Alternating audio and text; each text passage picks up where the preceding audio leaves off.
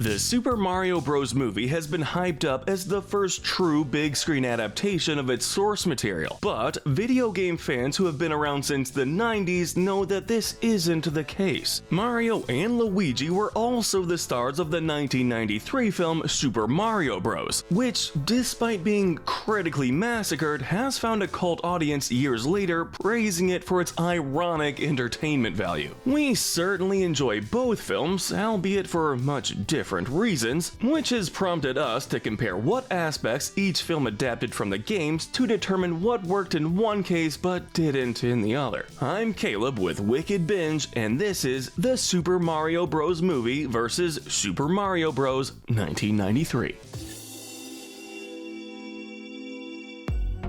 To start this video off, we're going to be delving into how each film handled the main protagonist, Mario. The titular plumber was played by the late great Bob Hoskins in 1993, who was probably best known for his role as Eddie Valiant in Who Framed Roger Rabbit. Many people deemed Hoskins as an odd choice to play an Italian plumber, but this was before Charles Martinet breathed new life into the character with his performance, so there wasn't really a standard to go by as of yet. Chris Pratt, on the other hand, received mountains more criticism as a casting choice, partially for being so far from what we had become accustomed to. This is a case where both actors seem like a square peg to begin with, and seeing the final products, while neither actor did a bad job, they still wouldn't be our first choices. Mario isn't exactly a complicated or deep character in the first place, so we're not gonna act like his emotional journey in either film was particularly noteworthy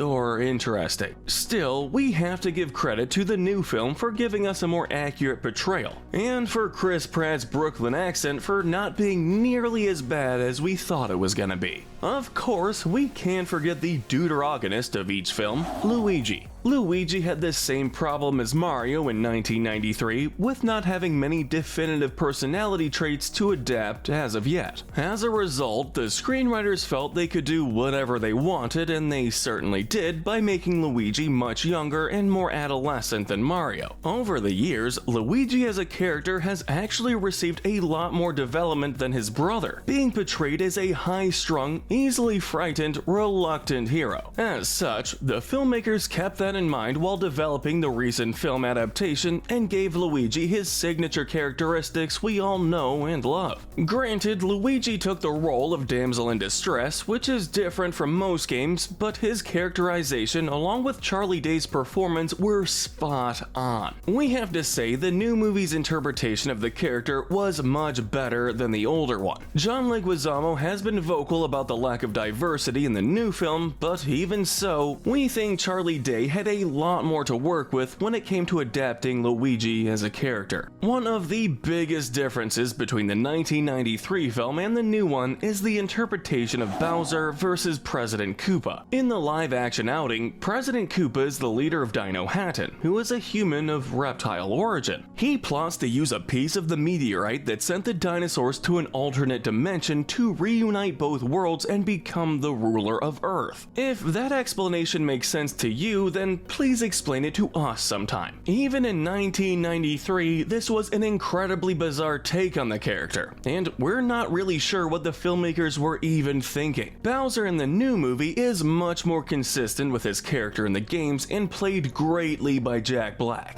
Love really makes a guy come out of his shell. This is a case where the new film absolutely trounces the original in this area. With that in mind, we do acknowledge that a lot of the original film's cult status stems from this incredibly odd portrayal of the villain, helped out by Dennis Hopper's hilarious, misguided performance. We certainly enjoy those parts of the original film, but we have to give credit where it's due and praise the newer film's dedication to accuracy. Up next, we have Toad. Toad in the original Mario movie is a punk street performer who plays protest songs condemning President Koopa's actions. In what way does he resemble the character from the games? He, wears a blue vest? Yeah, that's about it. In the newer film, there are many Toads which are much closer to the design we're used to. The main Toad here is played by Keegan-Michael Key, who gives a perfectly acceptable performance, even if it's not necessarily necessarily the standouts in the cast. In this case, we're glad we didn't get the scratchy, high-pitched voice from the games that likely would have become grating very quickly. What's this icky paint-like goop? Overall, Toad is much better in the new film. Toad's punk protester character had arguably even less to do with the original character than President Koopa, which is quite the statement. At least the Toads in the new film are accurate and respectable, even if they don't necessarily steal the show. Though they're not technically based on the same characters, we still think there's ground to compare Princess Peach with Princess Daisy. The lead female in both films, Peach and Daisy both take liberties from the original characters, but not necessarily in bad ways. Daisy is a highly intelligent paleontologist who begins a relationship with Luigi. She is eventually captured by President Koopa, but escapes with the help of Yoshi. This is a case where, despite being in captivity for much of the movie, Daisy's character is fleshed out and not used as a simple plot device. Peach, in the new film, drops the damsel trope altogether and instead sets out with Mario to take down Bowser. Peach has definitely jumped into action in several games as well as cartoons and comics, so we're glad to see her stronger side be represented here. We're going to give the new movie the edge over the old one in this category. While both films do feature surprisingly strong female roles, the new one does so while still being consistent to the original character. And that about does it for the main characters, so instead let's compare the side characters. President Koopa has two main henchmen who work under them, those being Iggy and Spike, who have nothing to do with their game counterparts. Bowser, on the other hand, is accompanied by Kamek, who is portrayed very closely to his game counterpart. Beyond that, the 1993 movie has Yoshi, who looks like a regular dinosaur, Big Bertha, who went from being a fish in the games to a bouncer at the Boom Boom Bar, and Goombas, who are, well, let's say not Goombas, but weird half-men, half-dinosaur pinhead things. The new film included a wide variety of enemies, including Koopa Troopas, Goombas, Shy Guys, Spinnies, Dry Bones, Cheep Cheeps, and many more, all of which were extremely faithful to its source material. We also got a bunch of Donkey Kong characters in the animated outing, both old and new characters, which was a nice surprise. Although the background characters in the original film are intriguing due to how bizarre they are, the new film does a much better job at respecting both the source material and the fans who are expecting faithful adaptations. Now that we've covered all the characters, let's compare the settings of both films. Both movies start off with the Mario Brothers in New York being transported into a new world via the sewers. In the 1993 film, this world is Dino Hatton, an odd dystopia that looks much closer to Blade Runner than it does anything from the Super Mario games. In the animated outing, Mario ends up in the Mushroom Kingdom, which much more closely resembles its video game counterpart. We also see neighboring islands such as the Jungle Kingdom ruled by the Kongs and an Icy Kingdom ruled by penguins. While these do take a few liberties from its source material, the changes in this case are understandable, whereas the original film didn't try to resemble the games whatsoever. It also helps that the landscapes in the animated version are breathtakingly beautiful, regardless as to whether you played the games or not. The old one feels like a cluttered, messy sci-fi movie set. In other words, exactly what it was. Now, let's take a look at how each Mario movie utilized items. Mario and Luigi are always equipped with many power-ups on most adventures, and their film counterparts are no exception. The items found in the original film included flying rocket boots known as the Thwomp Stompers, fireball guns known as the Fry Guy flamethrowers, and de-evolution guns, which reverts its victims back into their ancestral species. What do these items have to do with the games? Well, some of them are named after characters, and the de-evolution guns are painted super scopes, but that's about it. Much like everything else from the 1993 film, it's very loosely connected. The new film remains much more faithful to the games, featuring fire flowers, ice flowers, super leaves, super mushrooms, stars, and mini mushrooms, all of which give the characters the powers you'd expect from them. That's not all, as the Mario Kart sequences boxes feature Koopa shells, banana peels, blue shells, and other items you'd expect to see in this sequence. Not only is the new film much closer to the games, but it also introduces a wider variety of weapons to choose from, making it much more engaging overall. Next, we'll be taking a look at the animation. Now, how are we going to compare the animation for these when the original is a live-action film? Simple, by looking at the opening and the CGI.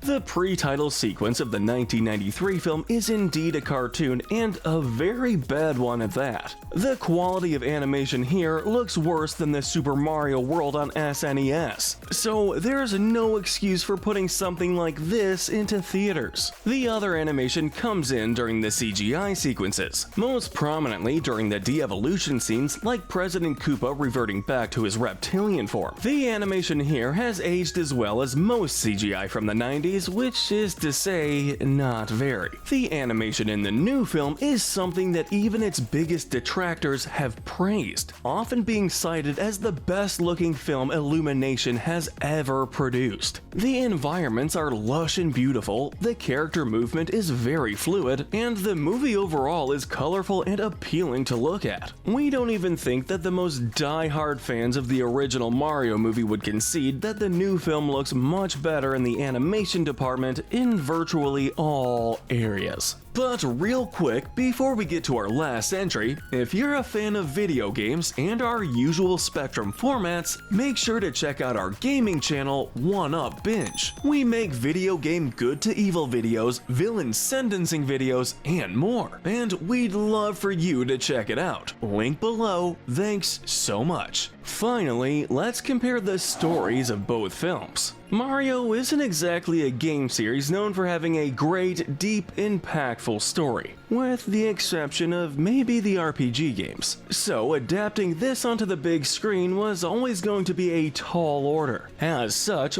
both films opted for very different approaches to taking on this material, which resulted in polar opposite results. The original movie saw the Mario Brothers rescuing Daisy from President Koopa, who planned to use a piece of meteorite to combine two parallel dimensions into one, becoming its ruler. The new film sees Mario going on a journey to rescue Luigi from Bowser, while Princess Peach tries to stop him from taking over the Mushroom Kingdom. While the original film received criticism for being too complicated and too far off from the games, the newer film got flack for being way too basic and not featuring enough character development. Perhaps neither film struck the perfect chord in terms of story, but at least the newer film tried a lot harder to get it right. No one is expecting a Mario movie to be the next Lawrence of Arabia, but perhaps we could use a slightly deeper story in subsequent films to make the experience more impactful. With all that covered, let's wrap this up by assessing the overall quality of these projects. This might sound like a pointless task considering we've pretty much stated the new film is better in every way, but the answer is actually a lot more interesting than that. The Super Mario Bros. Movie is made for Mario fans old and new to appreciate, and we'd say that it accomplishes that goal in spades. Super Mario Bros., on the other hand, was a misguided attempt from studio executives to cash in on a popular property. We're not gonna act like the newer film wasn't made with financial gain in mind, but there was also a much greater attempt to honor the fans of the series. The Super Mario Bros. Movie is the better film in pretty much every way, including the characters, setting, story, and even animation. However, does that mean we should write off the 1993 film altogether? Absolutely not. Super Mario Bros. Was initially massacred for its ridiculous acting, overblown effects, and not resembling the games in any way, but that's kind of what makes it so charming. It's reached cult movie status for a reason, and we'd hate to see that audience diminish with the release of this new film. With that being said, the Super Mario Bros. Movie was made with much more tact and respect for the fans in mind. So we're glad we finally got the Mario movie we were waiting for. But let us know in the comment section what Mario movie is your favorite, as well as what we should cover next.